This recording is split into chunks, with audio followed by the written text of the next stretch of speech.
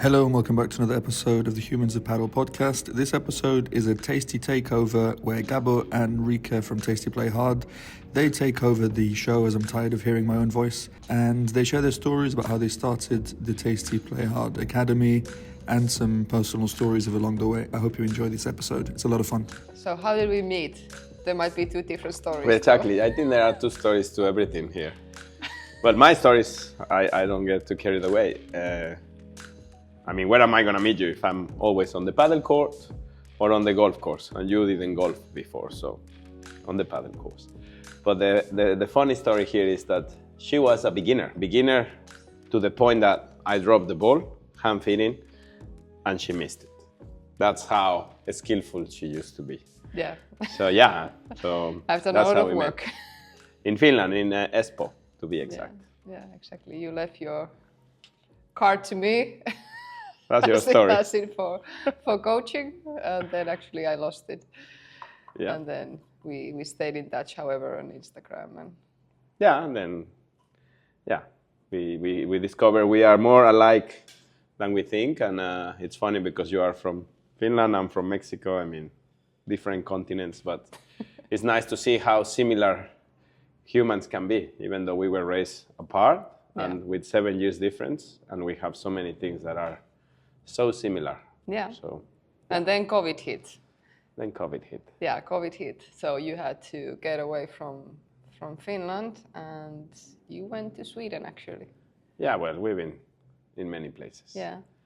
How did we start Tasty? Remember? Now again, there is like maybe 2 or 3 stories. No, we were. I remember we were having coffee in bed, and then you were thinking you have had some brands before. Yeah, and companies.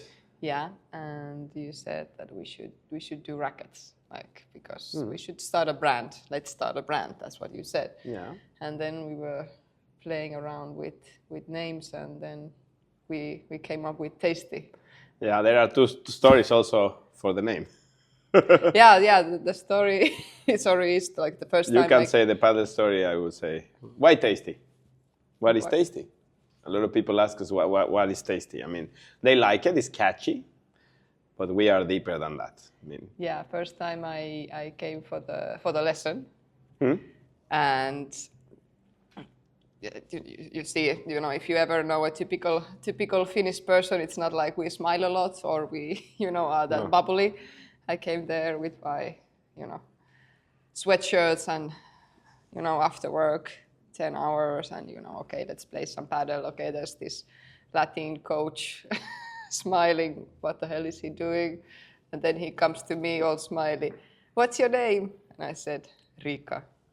And the first thing he answered to me, oh, Riikka, that means tasty in Spanish. Yeah, that's a good one. That's a good line. No, but it's true. That was. And you smile, which is very difficult to do. I did smile after that. Yeah, it's hard to connect with people from Finland, but once you do, they are very nice. Yeah, so tasty as in Riikka as in delicious.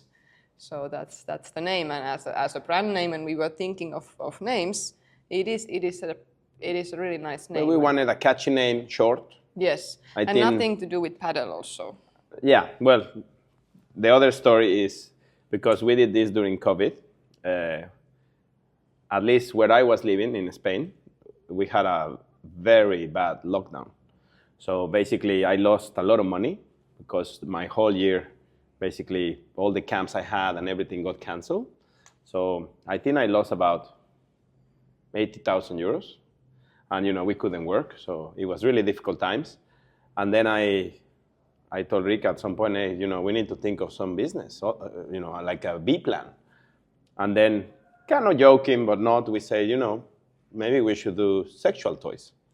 And I said, well, then don't call it Tasty Paddle, just call it Tasty in case we use it for this or for that. And that's why the S is a devil.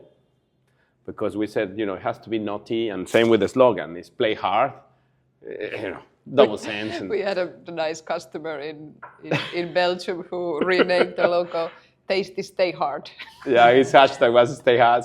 So but then at the end, we didn't do that because then after 100 days, I was able to work again. But it's a funny story, I think, because we kind of thought serious about it, but then we didn't do it. But as a brand, we also wanted to be fun. We didn't want to be like, okay, this is a Padel Academy and Square, and we wanted to have personality. So it was a no, nice, and Tasty nice thing. is, it can be coaching. Now we are writing a book. We are wanting to develop more the YouTube channel. We have rackets. At some point, we thought about doing urban clothes, like just casual clothes. For example, this one was made by an artist, a friend of Riikka. And at some point we were like, we should do clothes that are this and that. But of course, it's a complex business, the clothing. But that's the idea with the brand, is to have fun, because we always say the day we don't have fun doing what we do, then we will stop doing it. Next question. How is it working with me? We have had a tough year. The face tells everything. No, honestly, it's nice. It's nice working with you. Also, I think just like we also play a lot of tournaments together, and there is also a little bit of friction, but we manage very well. And I think a lot of people can agree with me that it's very difficult to play with someone too well, or some family member. It's just complex. So I think we shouldn't take it for granted that we actually play tournaments.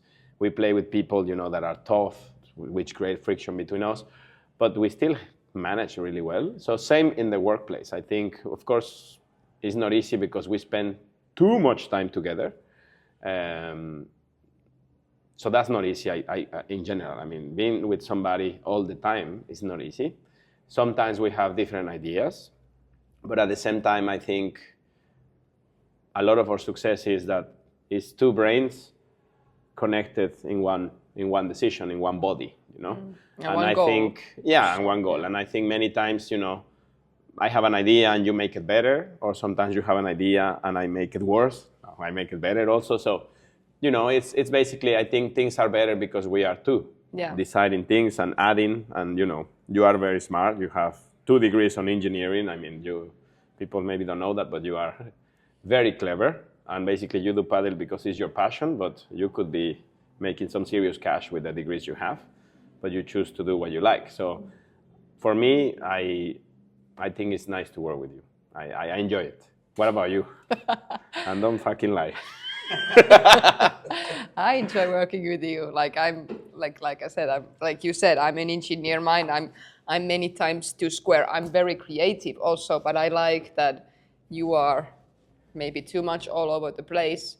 But it's nice to have someone that throws the ideas. Maybe then I have to be more of a policeman to get them. But at least the ideas will never end, and that is nice. Yeah, I have to add that in that way, yes. I'm when she means I'm all over the place, is I get very excited about things. Like you tell me, Gabo, this coffee cup is amazing, and I'm like, yeah, let's do coffee cups, and let's do this design, and let's have the best coffee cup in the world, and then it's not gonna happen. But I get excited. But then from you, I have learned that I need to just take action.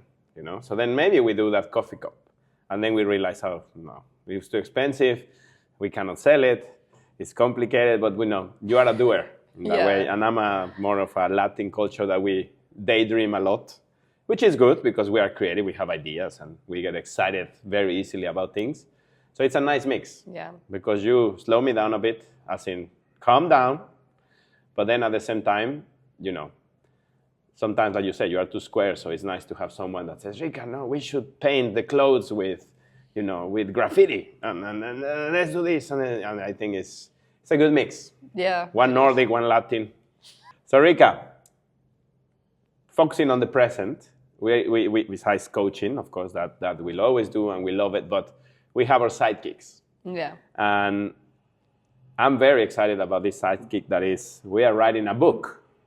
Yeah, and I would like you to tell our listeners, what is this book about? It's not the typical book that, it talks about technique.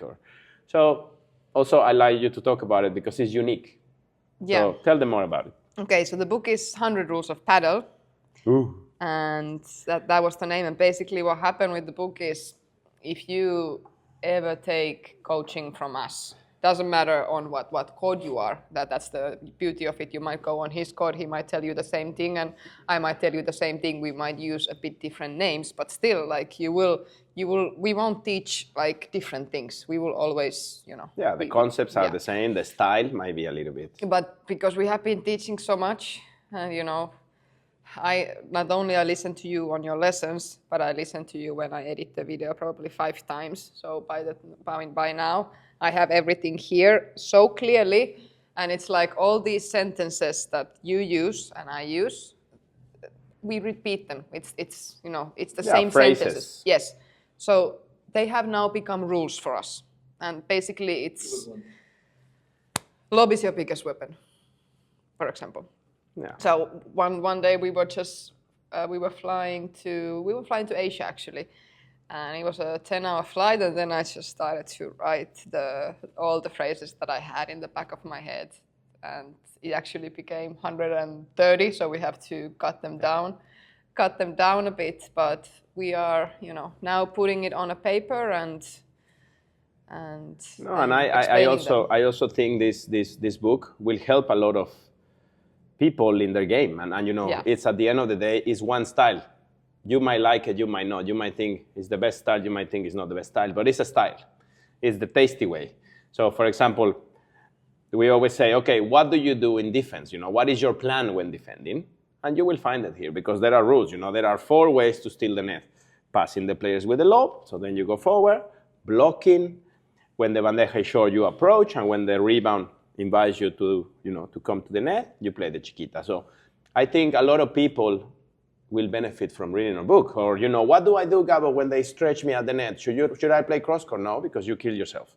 Okay, so then every time I get stretched, I should play down the line or the closest to the line that I am. Okay, that will help my game. And not only tactical concepts, also concepts as in one of my favorite rules is that your partner doesn't miss on purpose. Yeah, that would be more the emotional aspect. Yeah, like, we always make fun of people that overreact, especially in Spain, because people have these manners, these ways of gestures of making a big deal about nothing. So, I always like to, when I coach kids, I say, look, the first day we need to understand that your partner doesn't miss on purpose. If we were able to understand that, we would be more patient. We would be more comprehensive. As in, Riikka already feels bad enough that she missed an easy ball. So if on top of that I'm like, oh my God, what are you doing? It's not fair.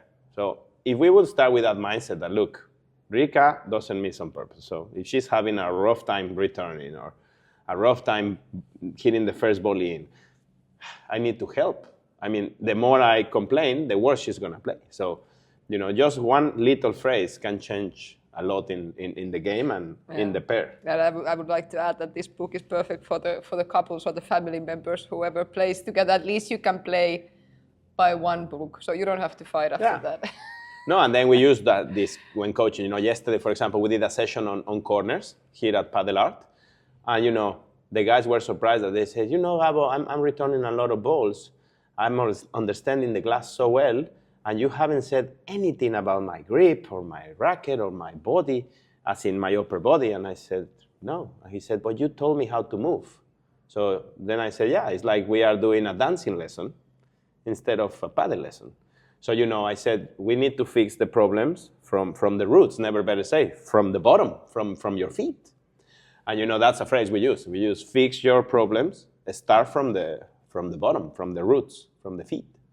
So, these kind of phrases are nice, and I think it's a book that you don't need to read it in order. You just open the page, and, okay, rule 27. I don't know. Don't play your overhead straight because it gives too much rebound, and the ball is straight, so they will counterattack you. But we're really excited about that. Of course, it takes some time. Also, tasty is only Riikka and I. A lot of people are like, oh, you should have your rackets everywhere, and you should do clothing. And I'm like, yeah, sure, yeah, you have great ideas, mate. But, the execution is not easy. And it's only Riikka and I. Yeah, and at the same time, it's a sidekick. Like, we coach for a living. We do a lot. We do coaching. Then we have a small factory. When I say factory, people think that, we have a factory. It's just a small factory with one employee. and we are super proud of the products we make, you know. So, and then we want to do the book, and then on top of that, I have my daughter, so I'm a dad as well, and then I need time to golf. So I mean, you know, so but we are doing good. We like I said, the day this is not fun anymore, we will stop. Next question. Uh-oh. What is in the future for Tasty? At least I can say from my part, I've been super happy that we have been able to travel this year and last year more and more and more, because that's what we are passionate about. Well, we were always traveling, Yeah. you know, because we were coaching. The thing is, we decided from September to take a break. As in, you know, we are still working, of course, but we slowed down the work a little bit because we wanted to go to Asia to explore the market, which was a great thing. And then we wanted to come to Middle East, to Dubai, to be more specific. And to be honest, having your support max here has been fantastic. And I think in our plans is to actually do something, I don't know if in Dubai, we would love to do it in Dubai, but somewhere in the Middle East, you know, Kuwait, Qatar, I don't know, Abu Dhabi, I don't know where. But it's a market that is taking over Padel. Also, they have a good, you know, financial support. I mean, it's a good place to invest in Padel and in coaching and in all that. So yeah, I think that's a little bit. But what would you want to do? Because this is about people. Yeah, well, I would love to keep growing our brand in different places. And then we also have a plan to open our first Tasty boutique club. Yeah. We call it boutique because we don't want a monster with, you know, 10 courts. Or for us, we believe that Padel is gonna become like Starbucks. Like you will have coaching points, which nobody yet has developed that idea. But I have been telling this for maybe 2 years already, that Padel will become coaching points. There will be a business that only focuses on coaching because people want to play the game better and better. You know, it's a game that is very recreational, but once you get to a certain level, you are actually Stuck a bit. well, you want to become actually a proper player. So then I think having coaching points where, you know, the clubs maybe have 3 courts, 4 courts, even 2 courts.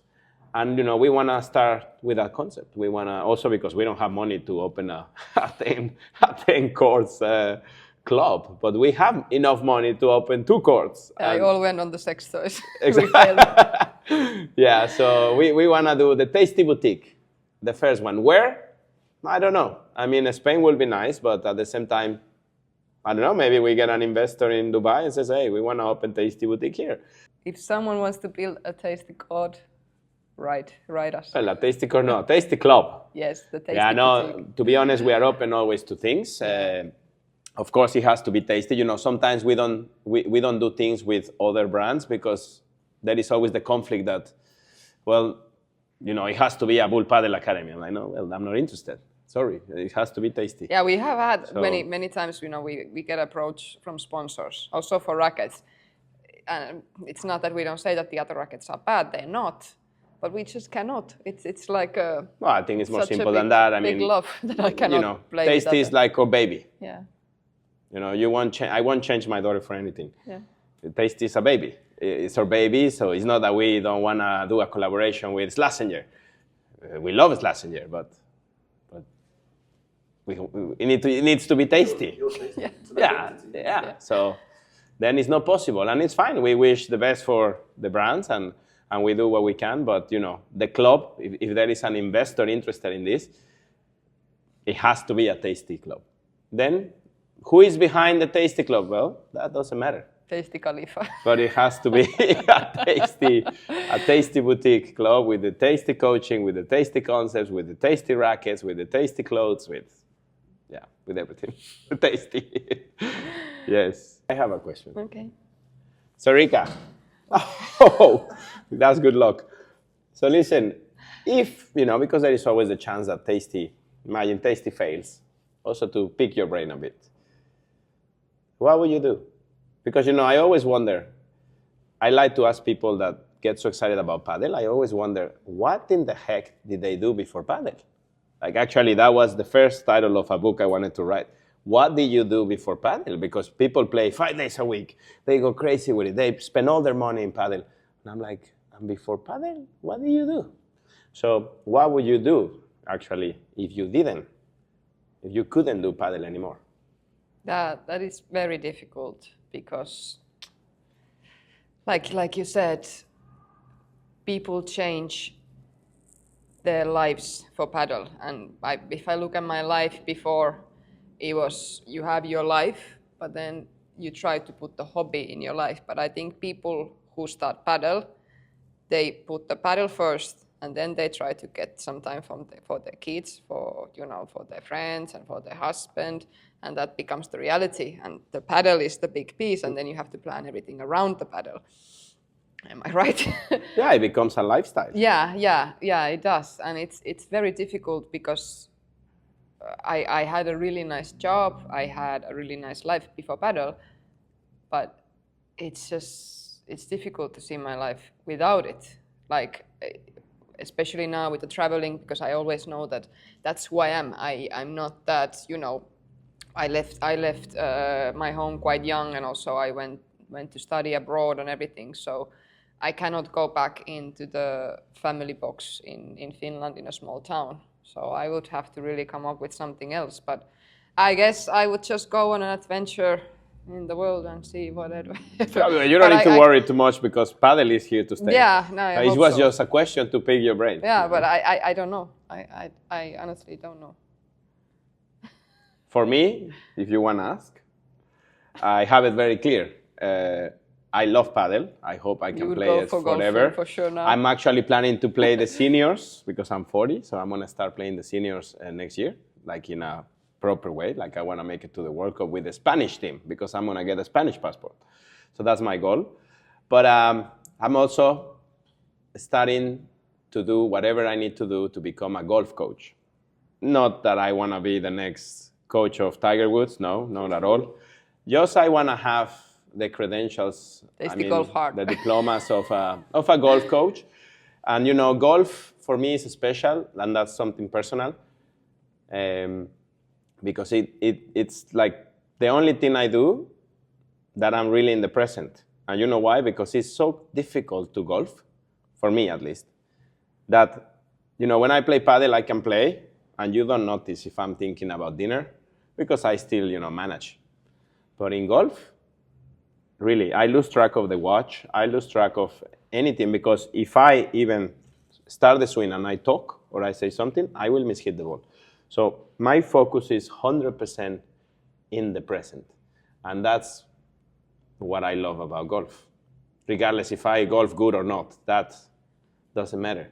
Is the only thing that I can say that when I do it, I'm there, 100%. And that to me brings me peace. So yeah. Anything else you want to add? Thank you. No, but thank you. Seriously, it has been nice building this. Yeah, I think Max also makes it special. I like, Max, that you makes us think. I mean, I like very personal things. I like people that do things from the heart, and you do for sure.